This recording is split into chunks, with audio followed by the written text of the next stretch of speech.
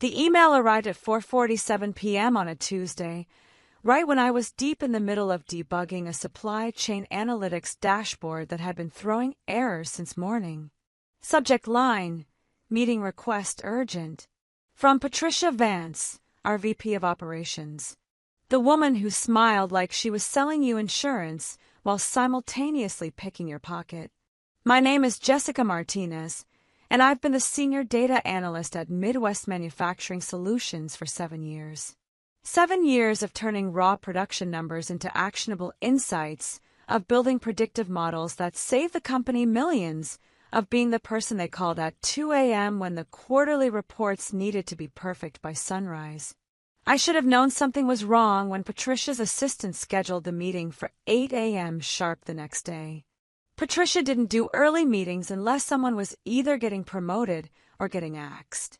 And given the company's recent efficiency initiatives, corporate speak for, were about to screw someone over, I had a sinking feeling about which category I'd fall into.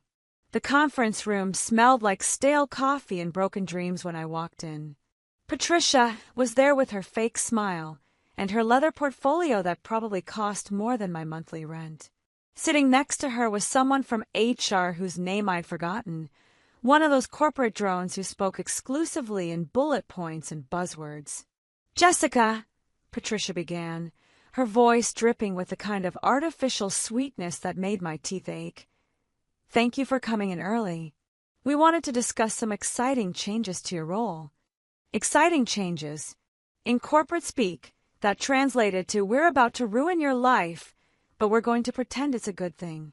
I sat down, crossed my arms, and waited for the shoe to drop.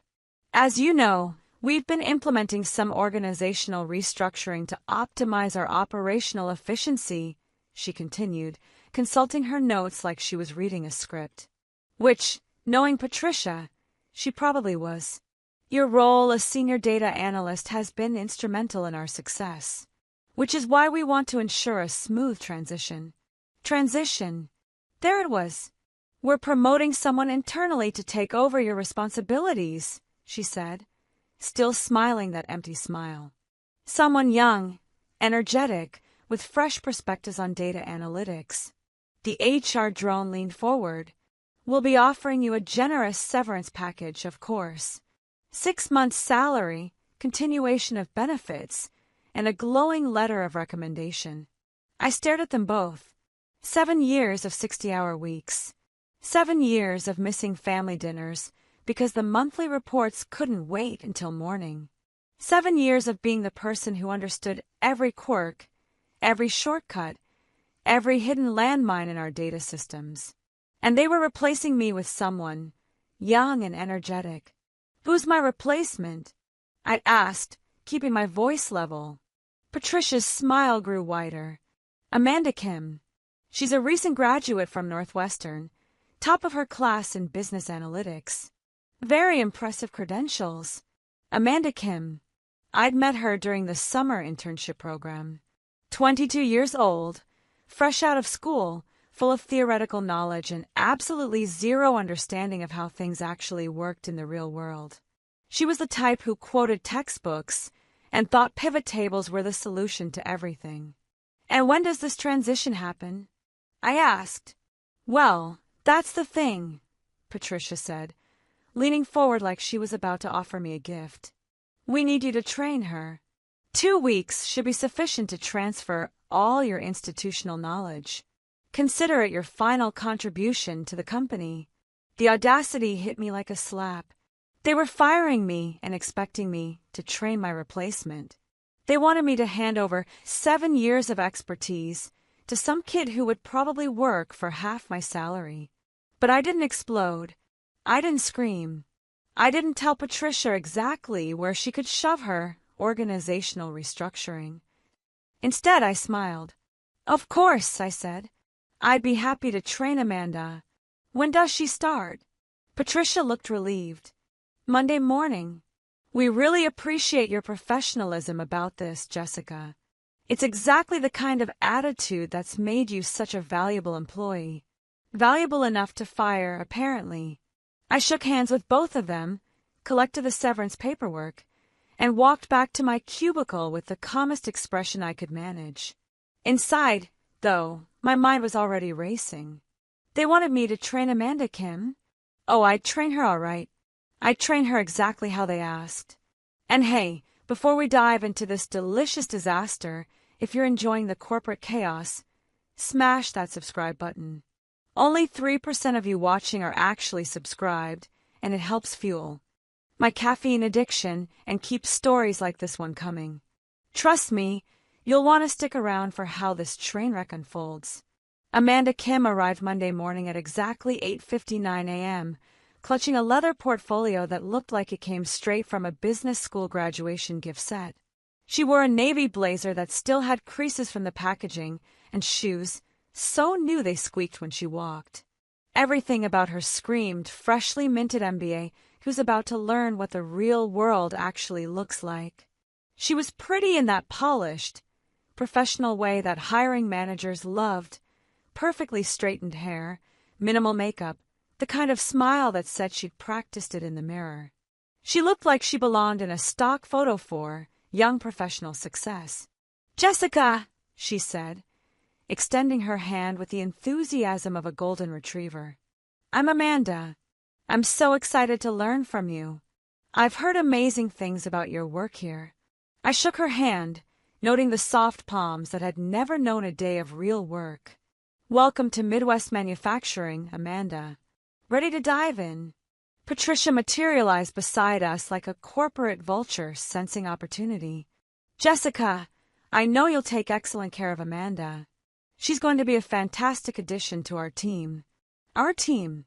Amanda was replacing me, but apparently she was joining our team. The cognitive dissonance was almost impressive. "I'll leave you two to get started," Patricia said, disappearing back to whatever evil their VPs disappeared to when they weren't actively ruining people's lives. I led Amanda to the conference room I'd reserved for our training sessions. She followed eagerly, notebook ready, pen poised like she was about to take notes on the secrets of the universe. "So," I began, settling into my chair, "let me start by explaining how data flows through our system." Amanda nodded enthusiastically. "I'm familiar with data architecture from my coursework. We studied several case studies on manufacturing analytics pipelines." "Case studies? Right. That's great," I said with a smile. "But every company's system is unique. Ours has some particular quirks you'll need to understand." I opened my laptop and pulled up the main dashboard, a complex web of interconnected reports, automated processes, and data visualizations that I'd built and refined over 7 years. To Amanda, it probably looked like a reasonable business intelligence setup. To me, it looked like a house of cards held together by institutional knowledge and sheer force of will. "This is our primary operations dashboard," I explained. "It pulls data from 14 different sources: production line sensors, inventory management, quality control, supplier databases, logistics tracking." Amanda was scribbling notes furiously. "How often does the data refresh?" "That depends on the source," I said. "Some update in real time. Others are batch processed overnight. But here's the first thing you need to understand about our system. It's temperamental." I clicked on a section of the dashboard that controlled inventory forecasting. "See this module? It's based on a predictive algorithm I developed 3 years ago. Works beautifully, but only if you understand its limitations." "What kind of limitations?" I leaned back in my chair, choosing my words carefully. "Well, for example, the algorithm assumes our suppliers maintain consistent lead times. But Henderson Industries, they're our primary steel supplier. They always pad their estimates by 15% because their logistics coordinator is paranoid about missing deadlines." Amanda nodded, writing this down. "So when you're running quarterly forecasts, you need to manually adjust Henderson's numbers down by 15%, or your entire inventory model will be off." This was true, actually. Henderson did pad their estimates, but the system had been automatically compensating for this for 2 years I had built a correction factor into the algorithm that Amanda would never think to look for. Got it, Amanda said. Manually adjust Henderson down by 15%. Exactly. And there are dozens of little adjustments like that throughout the system. The beauty of experience, I said with a smile that didn't reach my eyes, is learning all these institutional quirks. We spent the next hour going through various modules, and I began laying the groundwork for what would become Amanda's downfall. Nothing dramatic, nothing that would be obviously sabotage. Just small omissions, tiny misdirections, the kind of institutional knowledge that could only be learned through years of experience. I told her that the quality control reports needed to be run twice because of a database sync issue that had been fixed 6 months ago. I explained that the customer satisfaction module required a manual data refresh every Tuesday when it had been fully automated since last year. I mentioned that the supplier performance metrics were calculated differently during months with federal holidays, which was complete nonsense, but sounded official enough to write down. Amanda absorbed it all with the eager trust of someone who assumed her trainer had her best interests at heart. "This is so complex," she said during our lunch break. "I can see why they needed someone with your experience to set it all up." "Oh, this is just the basics," I said, taking a sip of my coffee. "Wait until we get into the advanced reporting functions. That's where things get really interesting." By the end of the first day, Amanda's notebook was full of carefully documented misinformation, presented as insider knowledge that would make her indispensable. She thanked me profusely for my patience and thoroughness.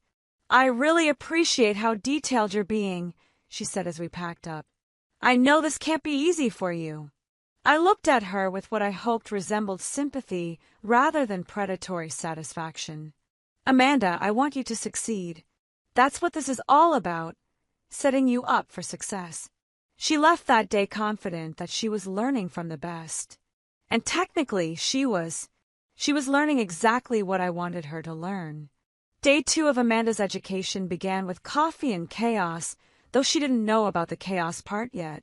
I'd spent the previous evening crafting what I like to call advanced misinformation, the kind of detailed, technical-sounding instructions that would make Amanda feel like she was receiving insider secrets while actually setting her up for spectacular failure. "Today we're going to cover the reporting hierarchy," I announced as she settled into her chair, notebook at the ready. "This is where things get complicated, so pay close attention."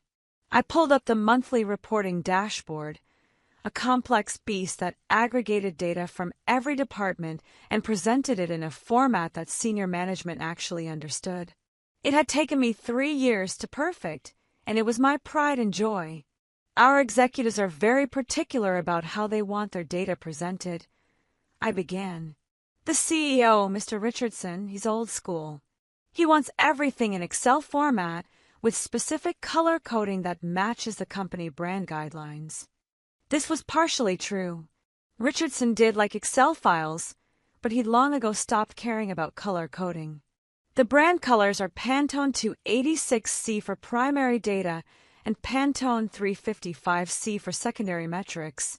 I continued, watching Amanda dutifully write this down. "If you use the wrong colors, he'll reject the entire report and ask you to redo it." I opened Excel and showed her a template I'd prepared. Now, the tricky part is the data formatting.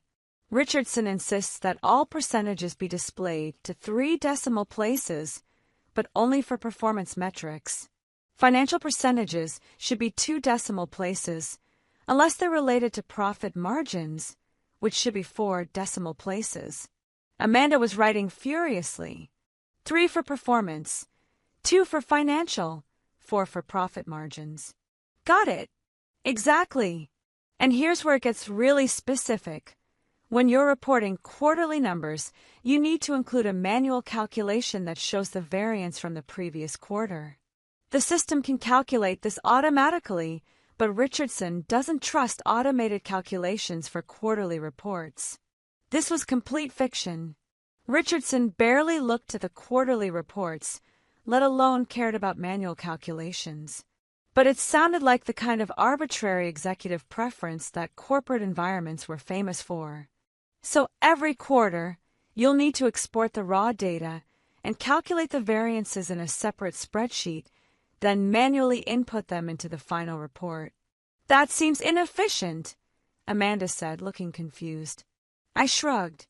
Welcome to corporate life.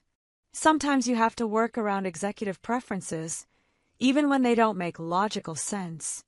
She nodded like this was some profound wisdom about navigating office politics. We moved on to the supply chain analytics module, and I began weaving in more elaborate misdirections. I explained that our suppliers required different data validation protocols depending on their contract terms, a completely fabricated system of complexity that would have Amanda manually checking data that was already automatically validated. For example, I said, pulling up a supplier database, Meridian Components has a clause in their contract that requires manual verification of all shipments over $50,000. The system flags these automatically, but you need to physically call their logistics department and confirm the details. Amanda looked skeptical. Isn't that what digital confirmations are for? You'd think so, I replied with a knowing look, but Meridian's owner, Frank Kowalski, is paranoid about electronic fraud. He insists on voice verification for large orders. It's a pain, but they're our second largest supplier, so we accommodate it.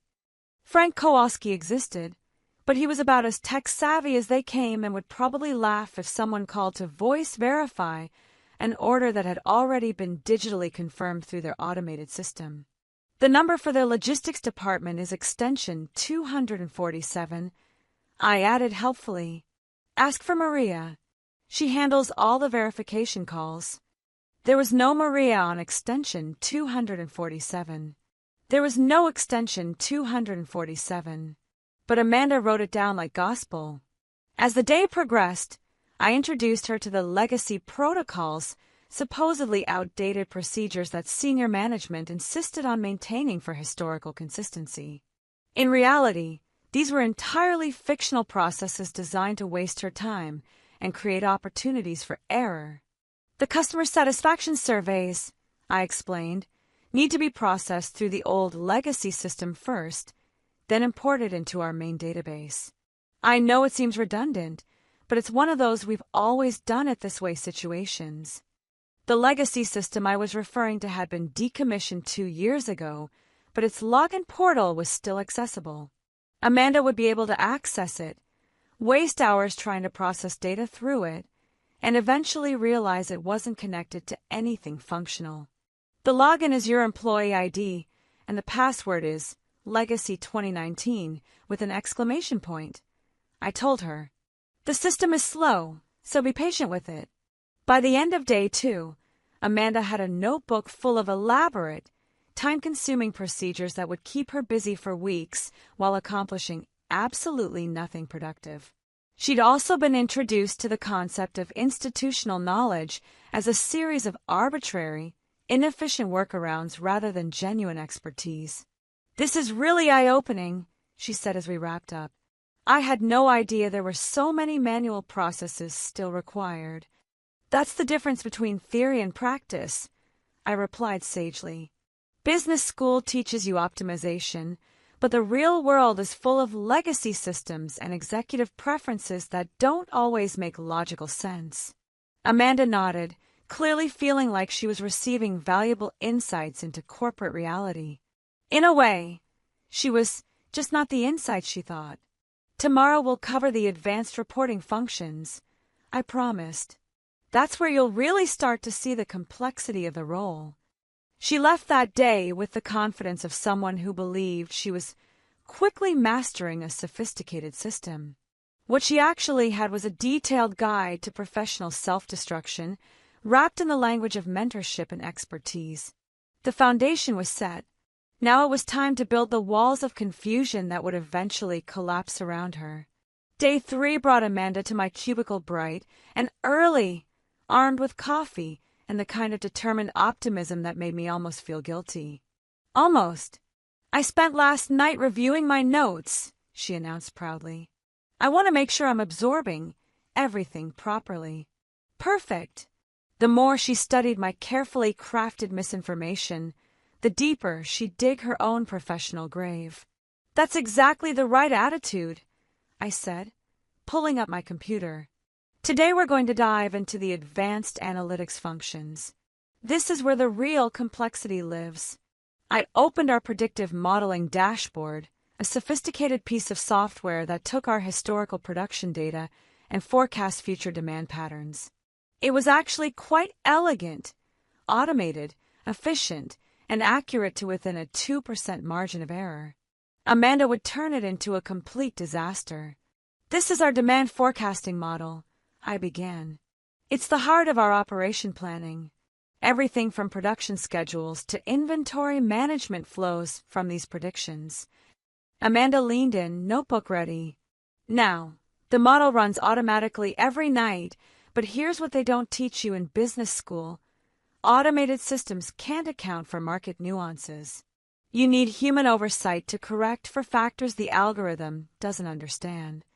This was where I began introducing the concept of manual corrections, a series of adjustments that Amanda would need to make to the automatically generated forecasts. For example, I continued, clicking through various data points. Every March and September, we see demand spikes for our industrial fasteners because of the construction industry's seasonal cycles. The model can see the historical pattern, but it can't account for variables like weather delays or labor disputes. This was true, actually. But our model had been trained on 5 years of seasonal data and already factored in these variables with remarkable accuracy. So during March and September, you need to manually increase the fastener forecasts by 12% to account for the seasonal surge the algorithm misses. Amanda was writing this down carefully. 12% for fasteners in March and September. Exactly. And there's a similar pattern with automotive components in January and July. That's the automotive industry's retooling seasons. You'll need to adjust those forecasts up by 8%. More fiction. The automotive adjustments were already built into the model's seasonal calculations. But here's where it gets tricky, I continued, warming to my theme. The system will sometimes double count these seasonal adjustments if there's been a software update. So every few months, you need to check whether your manual corrections are conflicting with automated seasonal adjustments. Amanda looked confused. How do I check that? There's a hidden diagnostic panel, I said, clicking through several menu options to reach a rarely used system maintenance screen. See this error log? If you see any codes that start with SA followed by 4 numbers, that means the system is double counting seasonal adjustments. The codes I was referring to were standard system maintenance codes that appeared randomly and had nothing to do with seasonal calculations. But they looked official enough to fool someone who didn't understand the system architecture. When that happens, you need to temporarily disable the automated seasonal corrections and rely entirely on your manual adjustments until the next system update. This would effectively break the most sophisticated part of our forecasting model, replacing accurate algorithmic predictions with Amanda's amateur guesswork. How do I disable the automated corrections? She asked. I showed her a series of configuration settings buried deep in the system administrative panel, settings that I had legitimate access to but that Amanda would need to request special permissions to modify. You'll need to submit a systems access request through IT, I explained. Tell them you need configuration privileges for seasonal adjustment protocols. They'll know what that means. They absolutely would not know what that meant because it wasn't a real thing. But it sounded technical enough that Amanda would spend days trying to navigate the bureaucracy to get access to something that didn't exist. We moved on to customer analysis, and I introduced another layer of complexity. Our customer database is integrated with the CRM system, I said, but there's a synchronization lag between the two systems.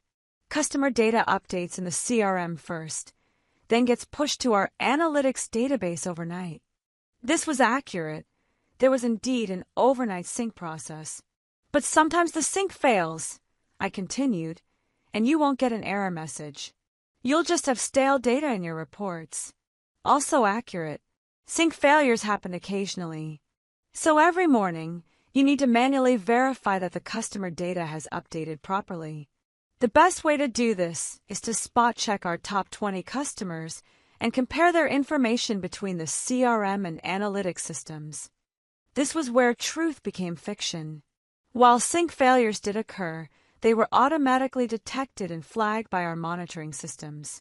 Manual spot checking was completely unnecessary and would consume at least an hour of Amanda's time every morning. If you find discrepancies, you need to manually update the analytics database, I explained, showing her a data entry interface that technically worked but was only supposed to be used for emergency corrections. Doesn't that defeat the purpose of having an automated sync? Amanda asked. Welcome to enterprise software, I replied with a knowing smile. Sometimes the automated systems aren't as automated as they claim to be. By lunchtime, Amanda had accumulated a comprehensive set of daily, weekly, and monthly manual tasks that would keep her busy from morning until night while actively degrading the performance of our analytics systems. This seems like a lot of manual work, she observed over sandwiches in the break room. I thought modern analytics were supposed to be more automated. In theory, yes, I said, playing the role of the wise mentor. But automation is only as good as the people who set it up. Our systems have been built incrementally over many years, with different teams adding different components. The result is a patchwork that requires human oversight to function properly. This was masterful misdirection, mixing truth about system complexity with fictional requirements for human intervention. The previous analyst, Amanda said carefully, how did she manage all these manual processes? I assumed she was referring to me, speaking in the third person as if I were already gone.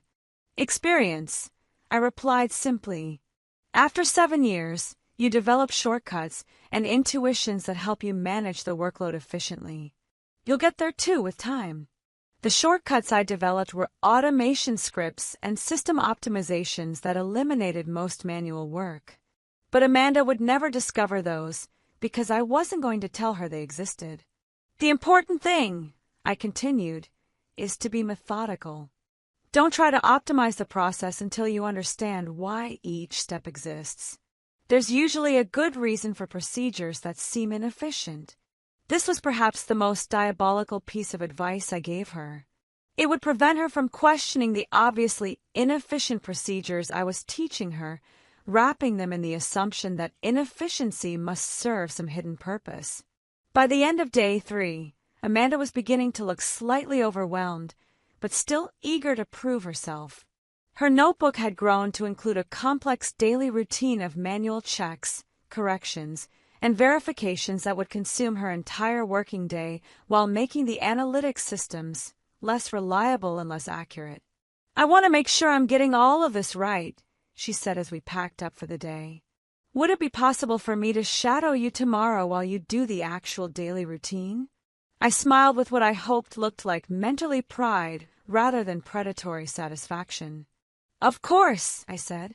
Tomorrow you can watch me do a full day's worth of analytics work.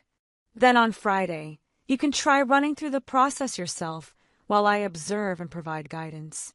Amanda beamed like I had just offered her the keys to the kingdom. In a way, I had the keys to a kingdom built on quicksand, designed to collapse the moment she tried to rule it. Thursday morning arrived with Amanda practically vibrating with anticipation.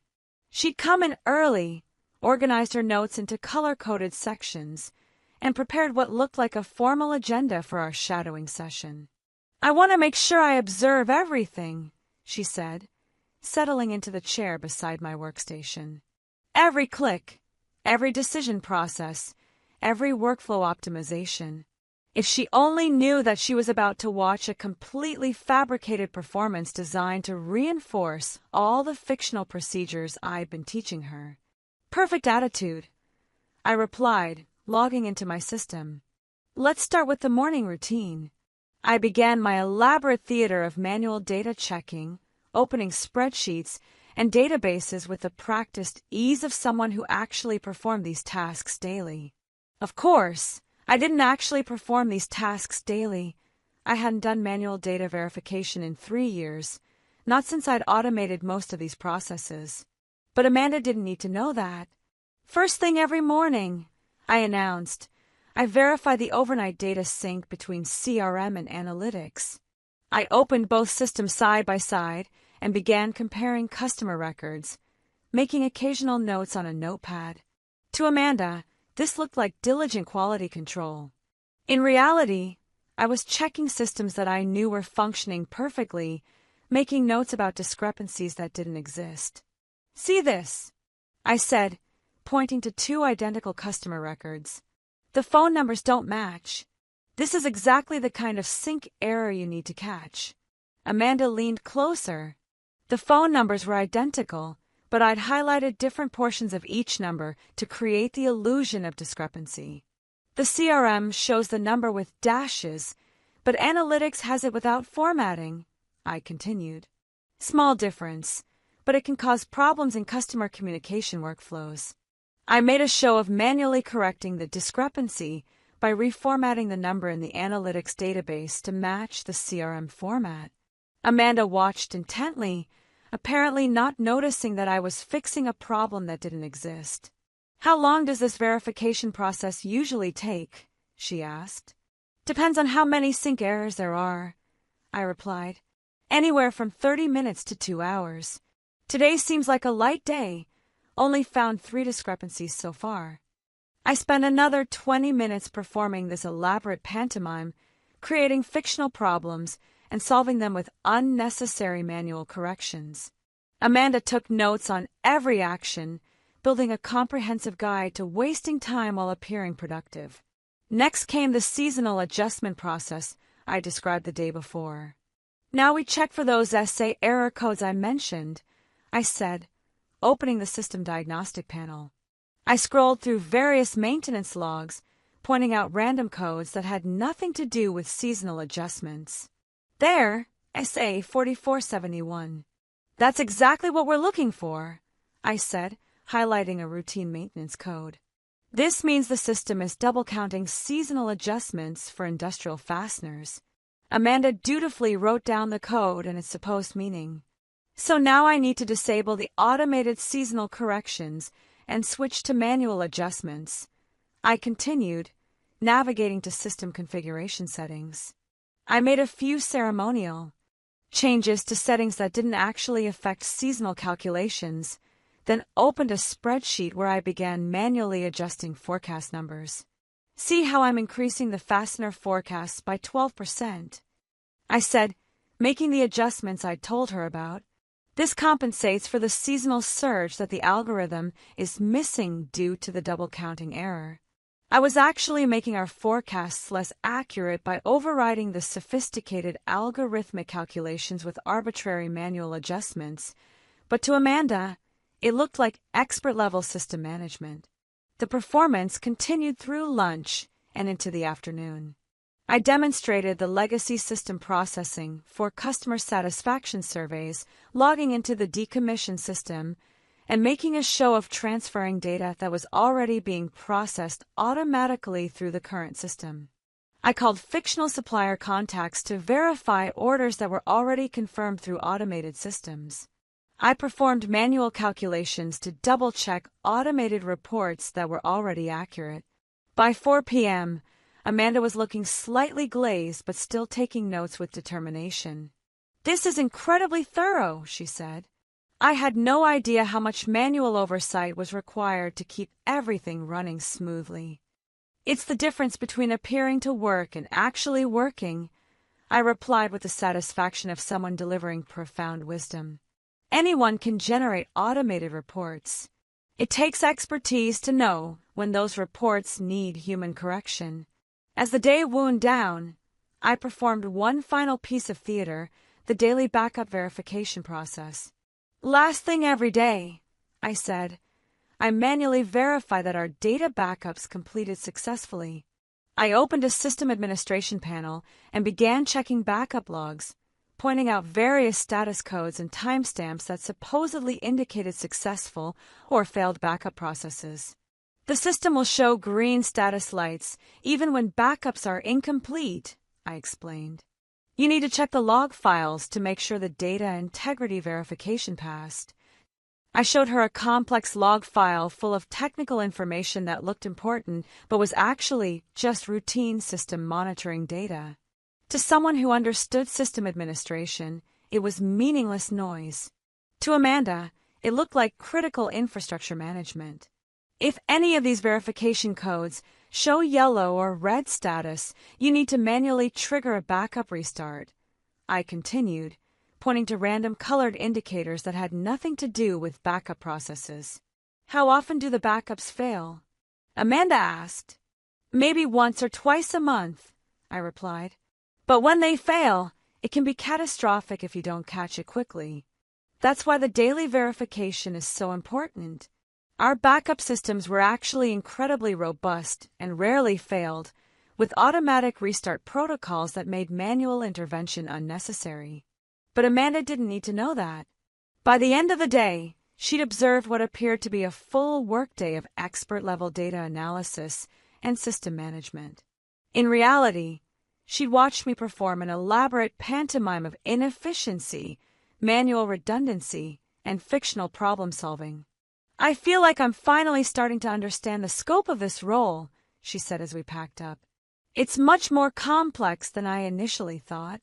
Complexity is what separates the professionals from the amateurs, I replied. Tomorrow you'll get to try running through these processes yourself. Amanda looked nervous but excited.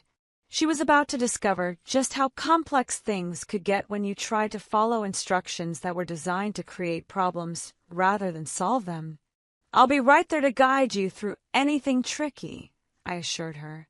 By the end of Friday, you should have a good feel for the daily workflow. She left that day with the confidence of someone who believed she was ready to take on a challenging but manageable role. What she actually had was a detailed instruction manual for professional suicide, delivered with a smile and wrapped in the language of mentorship. Friday was going to be very interesting indeed. Friday morning brought Amanda to the office with the nervous energy of a student about to take a final exam she'd studied for, but wasn't quite sure she understood. She'd arrived 30 minutes early and had her notes organized into what looked like a military operation manual. I want to walk through the entire daily routine, she announced. From start to finish, exactly like you showed me yesterday. I settled into the chair beside her workstation, playing the role of the supportive observer. Take your time, I said. I'm here if you need guidance, but I want to see how much you've absorbed.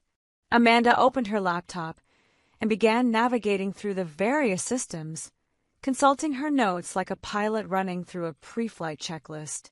It was almost endearing, watching her approach this fabricated complexity with such serious determination.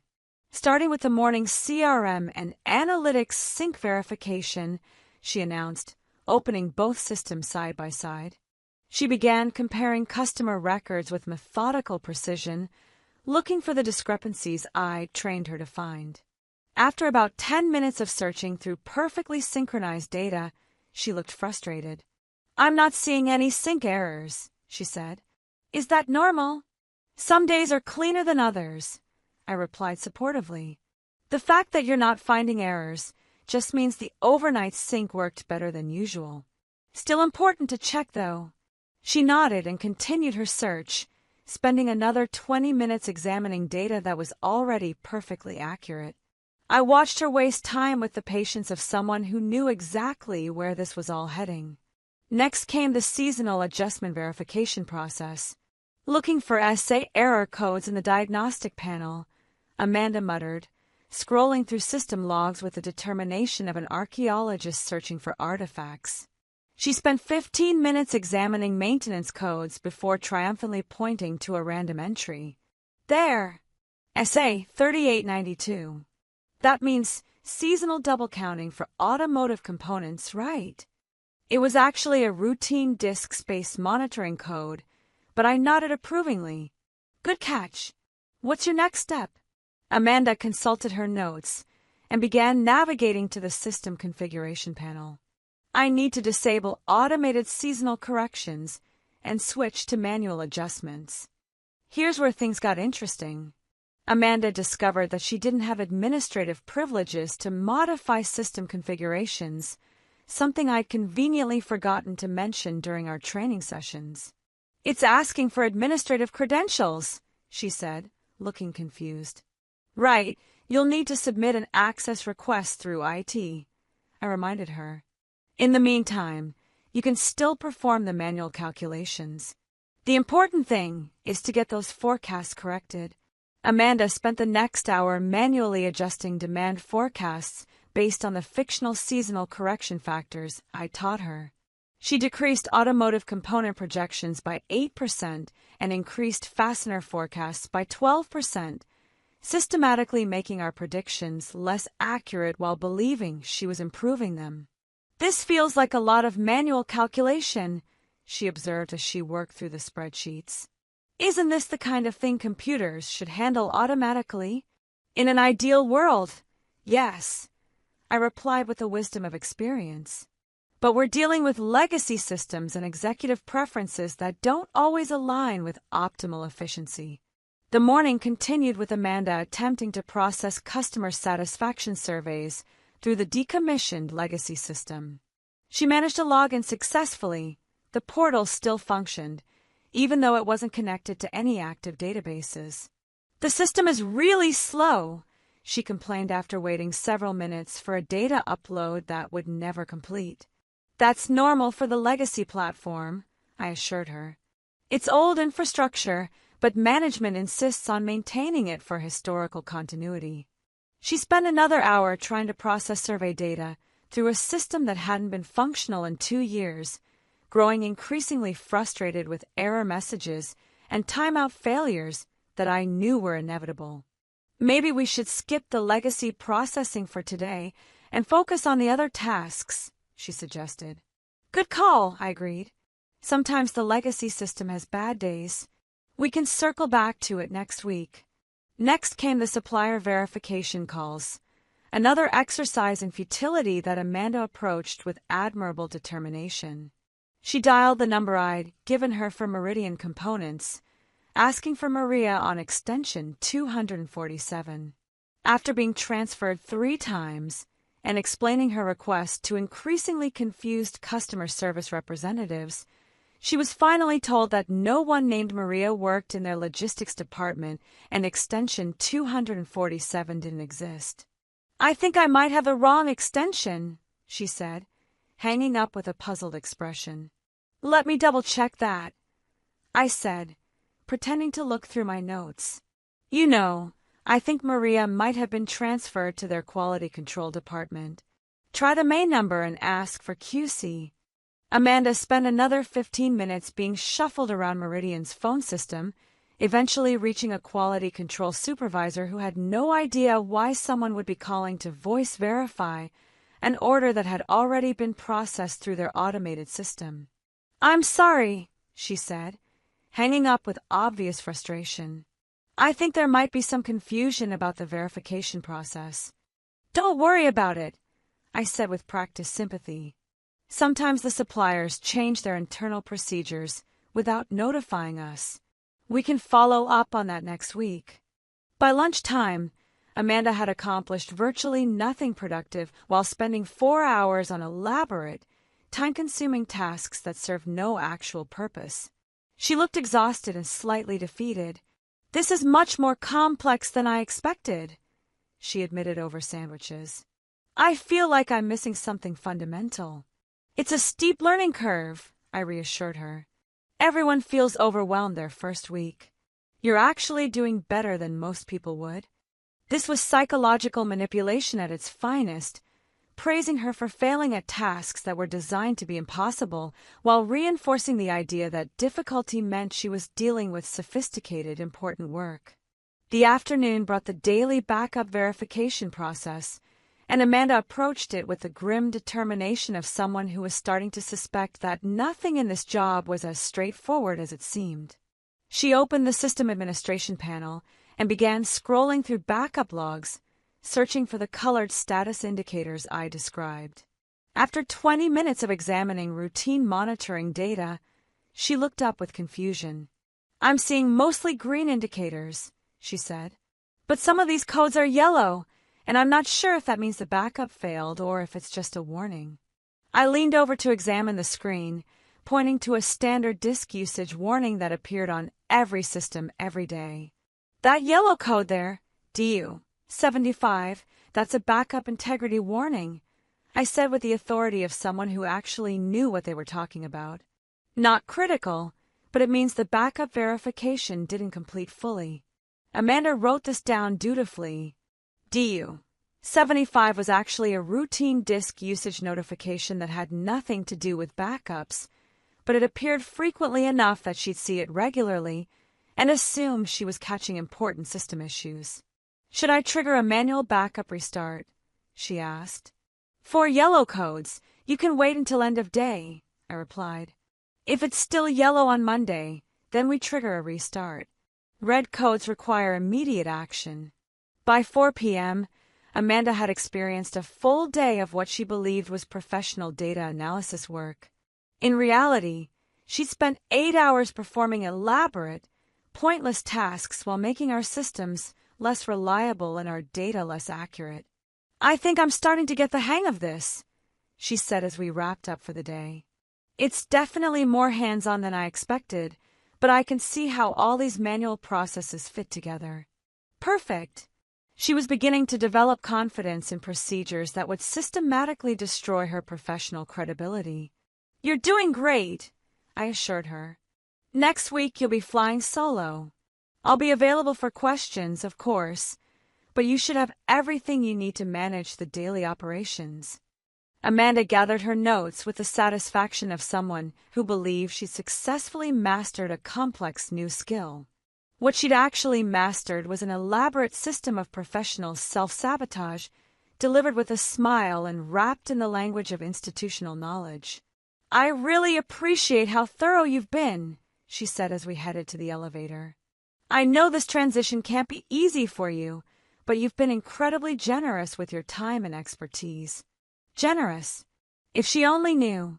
Monday morning of my final week arrived with Amanda showing up bright and early, armed with coffee, determination, and a leather portfolio that now bulged with detailed notes about procedures that would systematically destroy her career.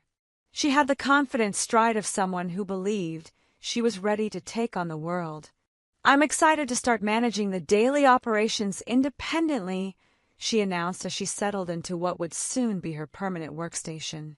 I spent the weekend organizing all my training notes into a comprehensive workflow guide. A comprehensive guide to professional disaster, more like it, but I smiled with what I hoped looked like mentorly pride. "That's exactly the right approach," I said. "Organization and documentation are key to managing complex analytics workflows." I spent the morning shadowing Amanda as she ran through her daily routine, watching with fascination as she performed each pointless task with methodical precision. She verified data sync between systems that were already perfectly synchronized. She searched for seasonal adjustment errors that didn't exist. She attempted to process surveys through a legacy system that hadn't been functional in 2 years. It was like watching someone follow a treasure map that led to a pit full of quicksand. "The backup verification process is taking longer than I expected," she said around 10 a.m., scrolling through system logs with determined confusion. "I'm seeing several yellow status codes, but I can't determine if they're related to backup integrity or just routine system warnings." "When in doubt, document everything," I advised. Better to over-report potential issues than to miss something critical. This was perhaps the most diabolical advice I could give. Amanda would spend hours documenting routine system notifications as critical infrastructure problems, flooding our IT department with false alarms while appearing to be conscientiously thorough. Tuesday brought the first signs that my carefully constructed house of cards was beginning to wobble. Amanda had submitted her access request for seasonal adjustment configuration privileges, and IT had responded with polite confusion. They're asking for more specific details about what kind of seasonal adjustment protocols I need access to, she said, showing me the email response.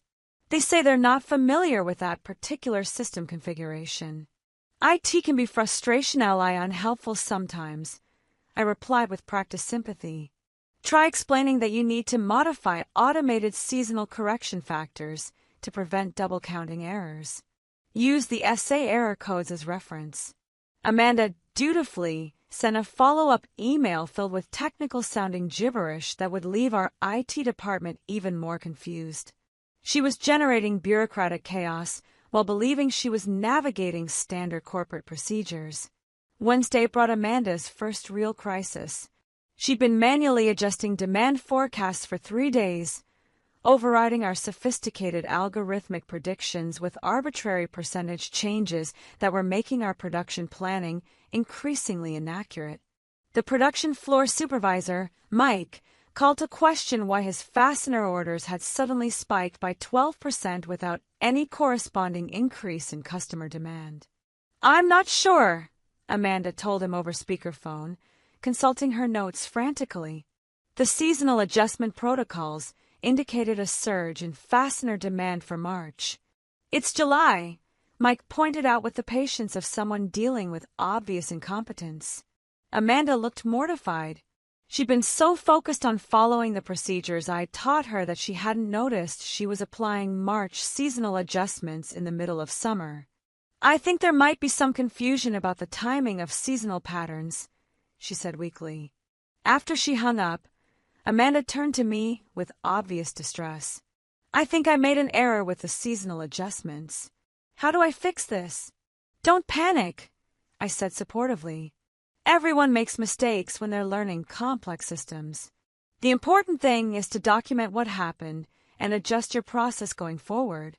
I helped her create a detailed incident report that attributed the error to system timing discrepancies in seasonal protocol implementation, corporate speak that made her amateur mistake sound like a sophisticated technical issue.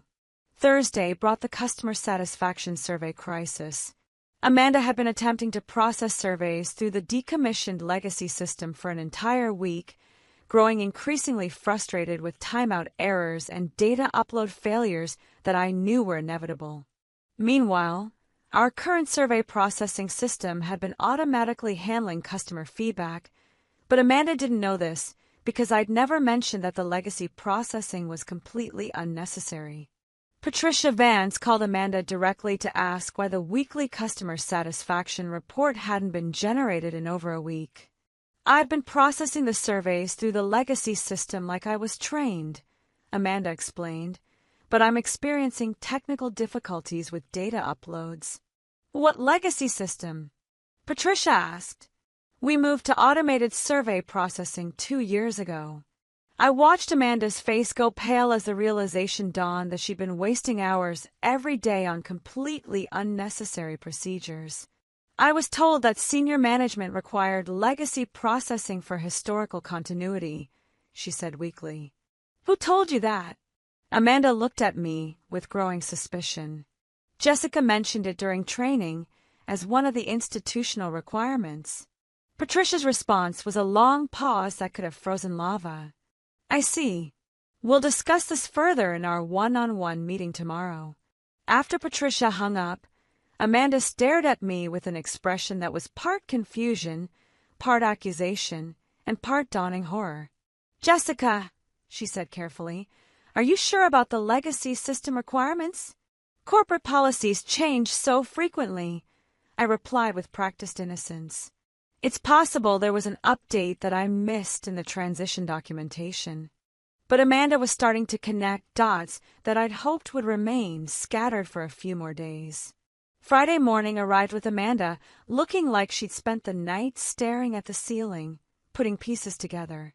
She'd arrived early and was already at her workstation when I got to the office, surrounded by printed emails, system documentation, and her training notes spread out like evidence at a crime scene. "Jessica," she said without preamble, "we need to talk." I settled into my chair with the calm demeanor of someone who had absolutely nothing to hide. "Of course. What's on your mind?" I've been reviewing some of the procedures you taught me, she began, holding up a printed email. I contacted Meridian Components' corporate office to clarify their verification requirements. They say they haven't required voice verification for orders in over 5 years. Everything is handled through their automated confirmation system. Interesting. Amanda was showing more initiative than I'd given her credit for. Supply chain procedures change frequently, I replied smoothly. It's possible they updated their systems recently.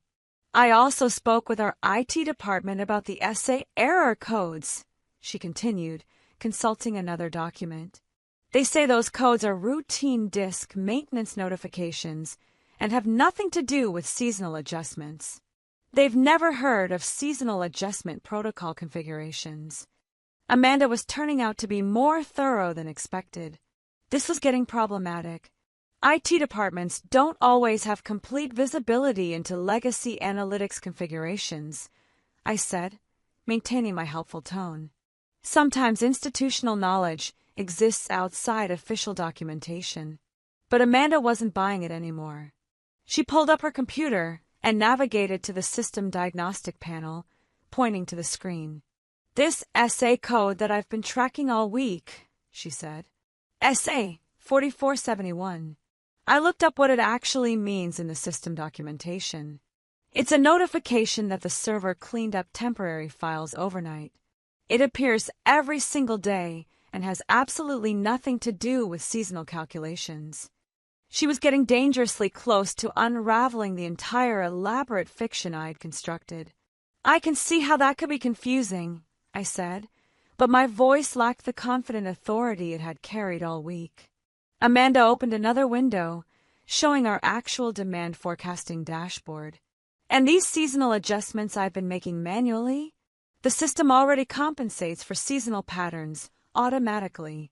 I've been overriding accurate algorithmic predictions with arbitrary percentage changes. The jig was rapidly approaching an upstate. I called Mike in production, she continued relentlessly. He said our forecasting accuracy has dropped to 73% this week. Before I started, it was consistently above 95%. I've been making our predictions worse, not better.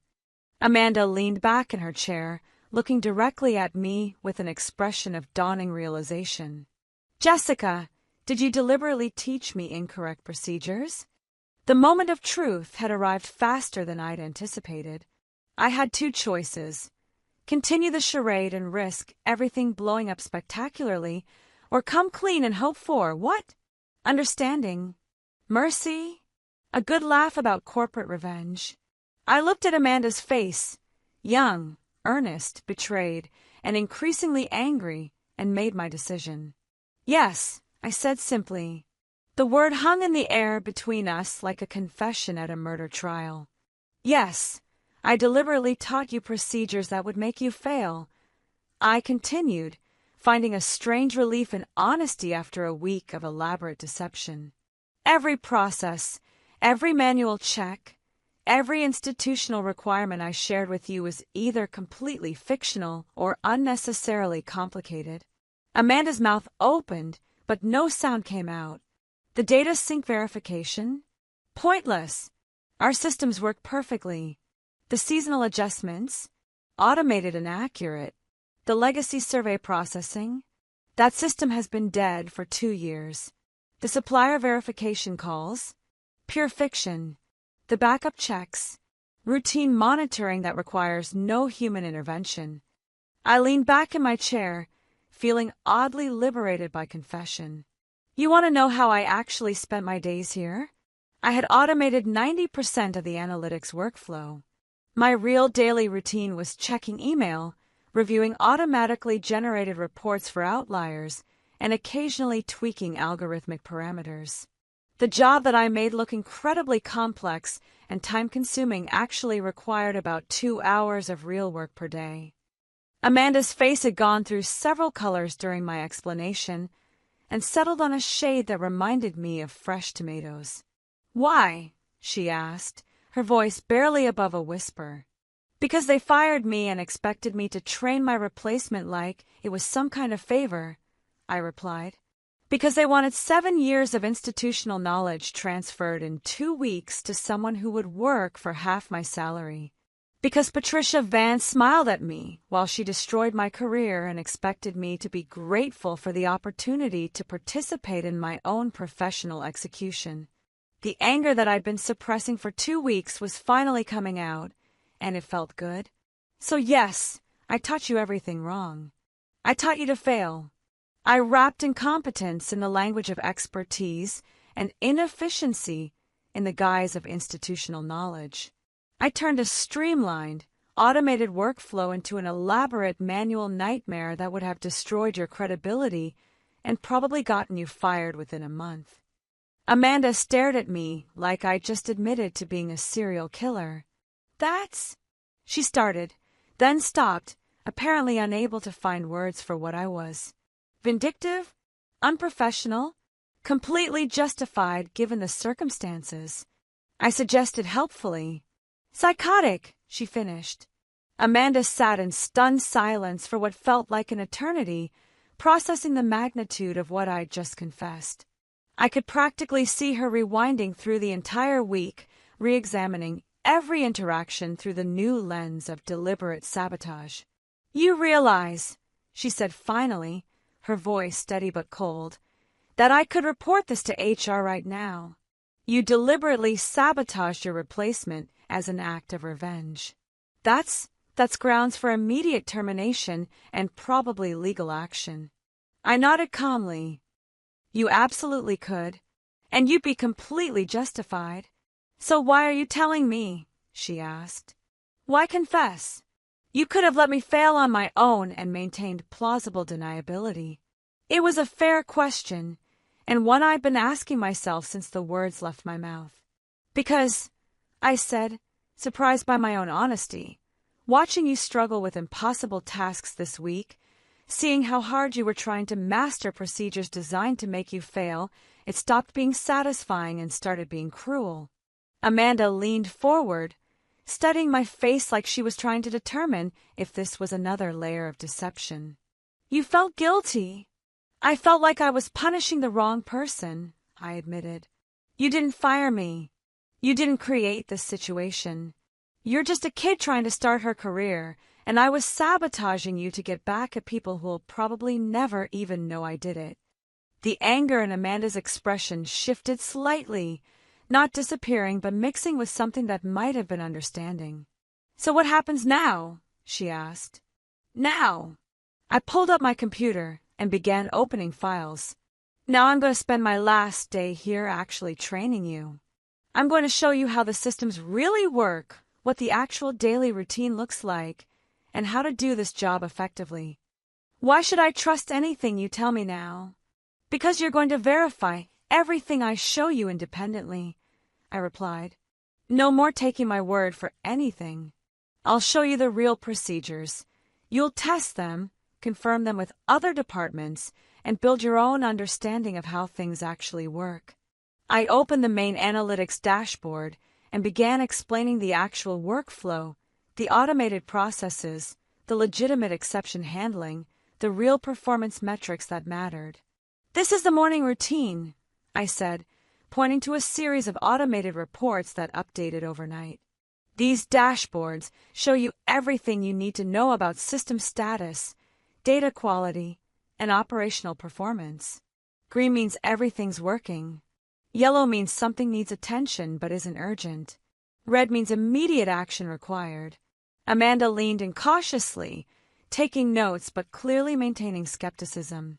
The beauty of our setup, I continued, is that it's designed to flag genuine issues while handling routine operations automatically. You don't need to manually check data sync because the system will alert you if sync fails.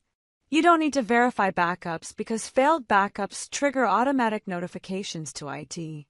I showed her the real seasonal adjustment system, a sophisticated machine learning algorithm that had been trained on 5 years of historical data and automatically compensated for seasonal patterns, weather variations, and market fluctuations. This is what I spent 3 years building, I explained. The system learns from patterns in our data and adjusts forecasts automatically. The accuracy rate is typically above 95%, which is why Mike was so confused when your manual adjustments dropped it to 73%. For the next 4 hours, I walked Amanda through the actual job, showing her legitimate troubleshooting procedures, real performance metrics, genuine system monitoring, and the handful of tasks that actually required human oversight. "So what do you actually do all day?" she asked as we worked through the real workflow. "Review exception reports for unusual patterns. Investigate data anomalies when they occur. Optimize algorithmic parameters based on changing business conditions. Prepare executive summaries of operational performance. Answer questions from other departments about data trends." I listed. On a typical day, it's maybe 2 to 3 hours of actual work, plus being available for ad hoc analysis requests. That's it.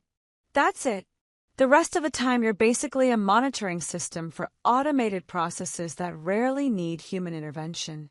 Amanda spent the afternoon testing every procedure I showed her, calling other departments to verify processes, and cross-referencing my explanations with system documentation.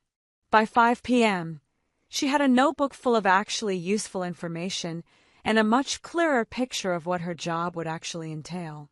"I have to ask," she said as we prepared to leave, "if the job is this straightforward, why did they fire you? What's the real reason?" I considered my answer carefully. "Honestly, I think they hired you because you're younger, cheaper, and more willing to work excessive hours. They probably figured analytics was analytics, and anyone with the right degree could do what I do. But that's not true.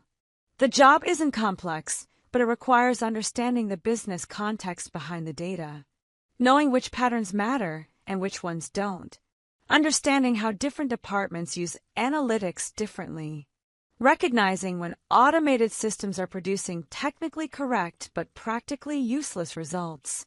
I gathered my personal items from my desk, 7 years of accumulated coffee mugs, desk toys, and printed photos.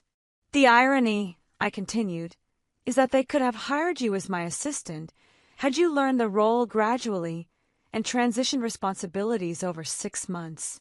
You would have been more effective, I would have been less bitter, and the company would have retained institutional knowledge instead of losing it.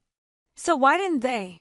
Because Patricia Vance wanted to look decisive and cost-effective in her quarterly review. Firing an expensive senior employee and replacing them with a cheaper junior employee looks good on efficiency metrics, even if it's operationally stupid. 3 months later, Amanda called me at my new job, a senior analyst position at a competing firm that offered better pay, flexible hours, and management that actually understood the value of experience. "Jessica," she said, "I wanted to give you an update on how things worked out." I leaned back in my ergonomic chair in my new office, an actual office, not a cubicle, and smiled. "I'm listening. First week after you left, everything ran smoothly using the real procedures you taught me on that last day. I was handling the entire workload in about 3 hours per day, just like you said. And Patricia noticed I seemed to have a lot of free time and started assigning me additional projects. Market analysis for new product lines, competitive intelligence research, customer segmentation studies. Within a month, I was working 12-hour days. This was exactly what I'd expected would happen. Did you ask for additional compensation for the expanded role?" Amanda laughed bitterly. "I tried. Patricia said that managing additional responsibilities was part of professional development and that I should be grateful for the learning opportunities. Let me guess, they're paying you 60% of what they paid me to do triple the work. 55%, actually. And get this, last month they hired 2 additional junior analysts to help with all the extra projects they've been assigning me." I nearly choked on my coffee. 2 people. 2 people making the same salary as I am. So now they're paying 3 people a combined total of $165,000 to do work that used to be handled by one person making $95,000. That's some impressive efficiency optimization, I said dryly. It gets better, Amanda continued. Remember how you automated most of the analytics workflow? Well, Patricia decided that having so much automation made the company too dependent on legacy systems. She hired a consulting firm to modernize our analytics infrastructure. Oh no! Oh yes! They spent 6 months and $400,000 rebuilding systems that already worked perfectly. The new system is slower, less accurate, and requires twice as much manual oversight as your automated setup. Please tell me you're not still working there. Actually, that's why I'm calling. I put in my notice yesterday. I'm starting a new position next week as a senior analytics specialist at Richardson Manufacturing. 40% salary increase, better benefits, and they actually appreciate institutional knowledge instead of trying to replace it with cheap labor. Richardson Manufacturing was one of our former competitors. Amanda was going to do very well there. I wanted to thank you, she continued, for being honest with me that last day. Not just about the sabotage, but about how the role actually worked and what I should expect from corporate management. You don't need to thank me for that. I should have been honest from the beginning. Maybe, she said, but I understand why you weren't. And honestly, watching how Patricia treated both of us taught me more about corporate politics than any business school course ever could have. What happened to Patricia, out of curiosity? Amanda's voice took on a tone of pure satisfaction. Funny you should ask. Remember how I mentioned they hired that consulting firm to modernize the analytic systems? Yeah. Turns out the consulting project went $200,000 over budget and delivered systems that performed worse than what they replaced. Senior management was not pleased. Patricia got promoted sideways into a strategic initiatives role with no direct reports and no real responsibilities. Corporate speak for we can't fire her, but we don't trust her with anything important. That's beautiful. Meanwhile, the 2 junior analysts they hired to help me?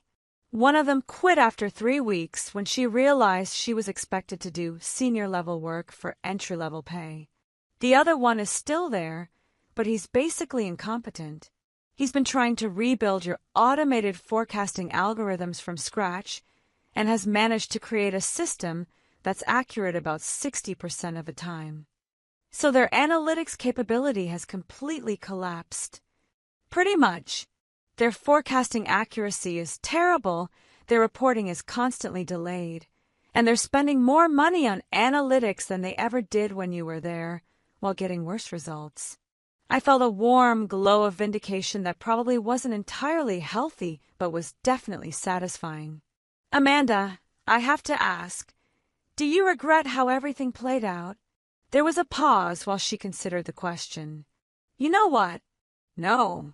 If you trained me properly from the beginning, I probably would have stayed at Midwest Manufacturing for years, gradually taking on more responsibilities without additional compensation until I burned out. Getting sabotaged and then learning the truth taught me to question everything, verify procedures independently, and never trust that management has my best interests at heart. Those are valuable lessons. They are. And weirdly, going through that experience made me a better analyst. I don't just follow procedures now. I understand why procedures exist and when they need to be modified. I question assumptions. I verify data sources. I think critically about whether processes are efficient or just traditional. That's the difference between someone who follows instructions and someone who actually understands their job. Exactly. So in a strange way, your revenge plot actually did me a favor. It turned me from someone who would have been a competent but unremarkable employee into someone who thinks strategically about analytics and business operations. We talked for a few more minutes about her new job and my new position, comparing notes on corporate culture and management styles. As we prepared to hang up, Amanda had one final observation. Jessica, I've been thinking about this whole situation for months. You know what the real tragedy is. What's that? If they just treated you with basic human decency, given you reasonable notice, offered you the opportunity to train your replacement properly, maybe even kept you on as a senior consultant during the transition, they would have ended up with a much stronger analytics team and preserved all that institutional knowledge you built up. Instead, they got revenge, sabotage, and a completely collapsed analytics capability. Right. Their efficiency initiative cost them more money, delivered worse results, and created a cycle of turnover and incompetence that they're still dealing with. All because they couldn't be bothered to treat a 7-year employee with basic respect. That might be the most damning indictment of their management philosophy I've ever heard. The funny part is, they still don't see the connection. Patricia probably thinks the problems with the analytics department are just bad luck or market conditions or something. She doesn't realize that the disaster started the moment she decided to fire you and expect you to be grateful for the opportunity. After we hung up, I sat in my office reflecting on the strange journey from bitter revenge to professional redemption. Had my sabotage been justified? Probably not. Was it satisfying to hear that the company had suffered consequences for their short-sighted cost-cutting? Absolutely. But the real lesson wasn't about revenge or corporate politics. It was about the hidden costs of treating employees as disposable resources rather than valuable assets. Midwest Manufacturing had tried to save money by replacing experience with youth, expertise with enthusiasm, and institutional knowledge with theoretical education. Instead, they created a cascade of problems that cost them far more than my salary ever had. They'd lost forecasting accuracy, operational efficiency, and institutional knowledge that had taken years to develop. They created a culture of turnover where employees looked for better opportunities rather than building long-term commitment to the company. Most importantly, they demonstrated to their entire workforce that loyalty and expertise would be rewarded with termination whenever it became financially convenient. Amanda was right about one thing: the real tragedy wasn't my revenge plot. It was a management philosophy that viewed employees as interchangeable components rather than irreplaceable sources of knowledge, experience, and insight. 6 months later, I heard through industry contacts that Midwest Manufacturing had laid off another round of expensive senior employees and replaced them with junior staff. Their operational efficiency had continued to decline, and they were struggling to compete in markets where they'd previously been dominant. Meanwhile, Amanda was thriving in her new role, applying both the technical skills she'd learned and the strategic thinking that our bizarre experience had forced her to develop. She'd become exactly the kind of employee that Midwest Manufacturing needed but had systematically driven away. As for me, I was in the best position of my career, working for a company that valued experience and treated employees as long-term investments rather than short-term expenses. My new employer had hired me specifically because of my institutional knowledge and analytical expertise, the same qualities that Midwest Manufacturing had decided were too expensive to retain. Sometimes the best revenge really is living well. But occasionally, teaching your replacement everything wrong while living well is even better. The end.